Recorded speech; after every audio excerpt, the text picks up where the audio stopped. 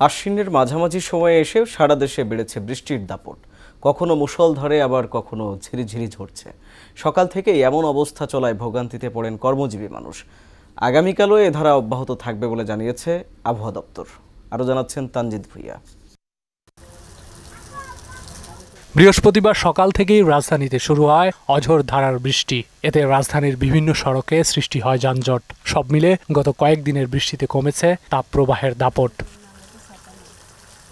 জীবন জীবিকার টানে বৃষ্টি আর যানজট উপেক্ষা করেই গন্তব্যে ছুটতে দেখা যায় কর্মজীবী মানুষদের। তবে চরম ভোগান্তি পোহাতে হয় তাদের। বৃষ্টি সারাদিন চলতেছে আর কি, চলাফেরার সমস্যা হচ্ছে।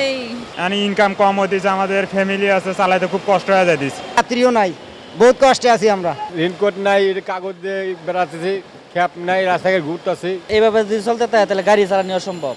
আর রোডের পরিস্থিতিও খুব খারাপ, ভাড়া নাই। 40 টাকা ভাড়াতে হয়, এই জায়গায় 30 টাকা ভাড়া লয়ে যাওয়া লাগে। শুক্রবারও বৃষ্টির এ ধারা অব্যাহত থাকতে পারে বলে জানালেন এই আবহাওয়াবিদ। গত 24 ঘন্টায় কিন্তু দেশের সর্বোচ্চ বৃষ্টিপাত রেকর্ড করা হয়েছে কুমারখালীতে 104 মিলিমিটার এবং রাজশাহীতে 101 মিলিমিটার, ঢাকাতে হয়েছে 44 মিলিমিটার। সমুদ্র বন্দরগুলোর জন্য 3 নম্বর স্থানীয় সতর্ক সংকেত জারি করা হয়েছিল। এটা আজকে দুপুরে 2টার সময় এটা প্রত্যাহার করা হয়েছে। এখন কোনো সতর্ক সংকেত নেই।